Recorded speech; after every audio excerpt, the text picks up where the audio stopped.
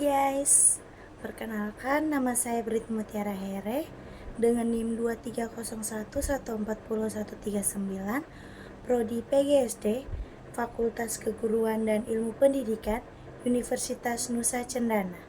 Di video kali ini saya akan membahas materi tentang keterampilan berbicara lanjutan. Simak video berikut ya. Nah, yang pertama ada pengertian keterampilan berbicara lanjutan. Keterampilan berbicara lanjutan adalah seseorang pada tahap ini mampu berbicara dengan lancar dan menguasai kemampuan komunikasi yang lebih kompleks. Mereka juga mampu menyampaikan ide atau gagasan secara terstruktur dan menggunakan bahasa yang bervariasi. Yang kedua, ada prinsip keterampilan berbicara lanjutan. Yang pertama, prinsip kerjasama yang menekankan pentingnya berkolaborasi antara pembicara dan pendengar atau menghindari kesalahpahaman. Yang kedua itu ada prinsip kesatuan yang menjaga norma berbicara agar tidak mengganggu pihak lain. Nah, yang berikut ada tujuan keterampilan berbicara lanjutan. Itu yang pertama tujuannya itu adalah menghibur, kedua itu menginformasikan, yang ketiga meyakinkan. Ada juga jenis-jenis keterampilan berbicara lanjutan. Yang pertama itu berbicara berdasarkan tujuan berbicara. Berbicara untuk menginformasikan, itu menyampaikan informasi atau penjelasan. Yang kedua ada berbicara untuk meyakinkan, mempengaruhi pendengar agar percaya. Yang ketiga ada berbicara menghibur, menyajikan hiburan dan kesenangan. Yang keempat ada berbicara untuk menstimulasi, mendorong tindakan atau inspirasi. Nah, yang terakhir ada berbicara untuk menggerakkan, itu memobilisasi pendengar untuk bertindak. Nah, jenis yang kedua ini ada berbicara berdasarkan situasi. Yang pertama ada berbicara antar pribadi. Berbicara antar pribadi itu interaksi langsung antara dua individu. Yang kedua itu ada berbicara dalam kelompok kecil, diskusi atau presentasi di kelompok kecil. Yang ketiga itu ada berbicara dalam kelompok besar, itu seperti berpidato atau orasi di hadapan banyak orang. Yang berikut ada indikator keterampilan berbicara lanjutan. Ada beberapa aspek, itu yang pertama yaitu kelancaran. Kemampuan berbicara tanpa jeda yang mengganggu. Yang kedua itu ada pilihan kata, penggunaan pemahaman yang tepat dan variatif. Yang ketiga ada struktur kalimat, kemampuan menyusun kalimat dengan baik. Yang berikut ada intonasi, pengaturan nada dan tekanan saat berbicara.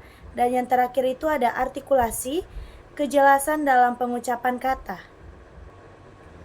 Ada juga beberapa faktor penghambat keterampilan berbicara lanjutan. Yang pertama itu faktor internal dengan ketidaksempurnaan alat kata.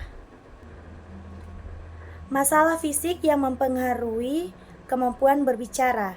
Yang kedua ada rasa takut dan cemas. Kecemasan saat berbicara di depan umum dapat mengganggu kelancaran. Yang terakhir ada kurangnya penguasaan bahasa, terbatasan pemahaman dan pemahaman tata bahasa. Nah, yang berikut ada hambatan eksternal, suara dan kebisingan, gangguan dari lingkungan sekitar saat berbicara. Yang kedua ada kondisi ruangan, pencahayaan dan tata ruang yang tidak mendukung. Dan yang ketiga ada pengetahuan pendengar, ketidakpahaman pendengar terhadap topik yang dibicarakan. Nah, yang berikut ada upaya meningkatkan keterampilan berbicara lanjutan. Nah, yang pertama ada metode latihan, menggunakan latihan berbicara yang meliputi kelancaran, pilihan kata, struktur kalimat, dan komunikasi efektif.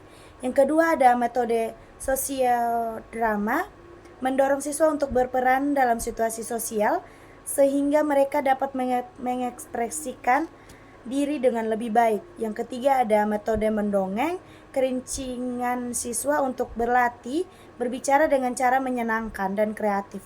Yang terakhir ada pendekatan bertahap, dimulai dari kalimat sederhana ke kalimat kompleks dengan pengawasan guru.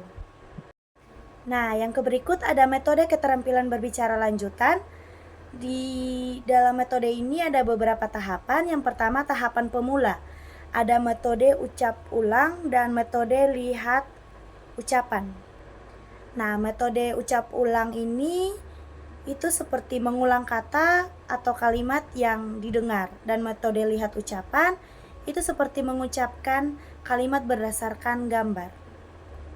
Yang kedua ada tahapan menengah, di dalamnya itu ada metode memerikan, menggambarkan objek atau situasi. Yang kedua itu ada metode tanya dan jawaban, interaksi tanya jawab untuk meningkatkan kepemahaman.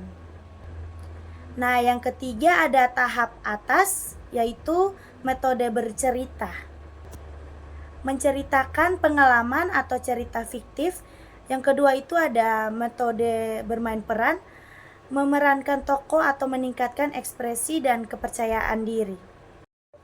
Nah, yang berikut ada penilaian keterampilan berbicara lanjutan. Di dalamnya ada komponen penilaian, metode penilaian, dan indikator penilaian. Nah, yang pertama komponen penilaian itu ada kefasih, kemampuan berbicara tanpa jeda yang mengganggu. Yang kedua ada ketepatan, penggunaan tata bahasa, kosakata, dan pelafalan yang benar. Dan yang berikut ada metode penilaian, tes respon terbatas, mengukur kemampuan berbicara secara singkat. Dan yang terakhir ada indikator penilaian, menggunakan skala 1-6 untuk menilai aspek seperti tekanan, pemahaman, dan kelancaran. Ada juga evaluasi keterampilan berbicara lanjutan. Di dalam evaluasi ada beberapa tahapan. Itu yang pertama itu dalam bentuk teks, pendekatan penilaian, dan indikator penilaian. Nah, yang pertama itu bentuk teks. Pembicaraan berdasarkan gambar, menggunakan gambar sebagai rangsangan untuk menilai kemampuan berbicara siswa. Yang kedua, pendekatan penilaian, pendekatan sistem fokus pada ketepatan penggunaan tata bahasa dan kalimat.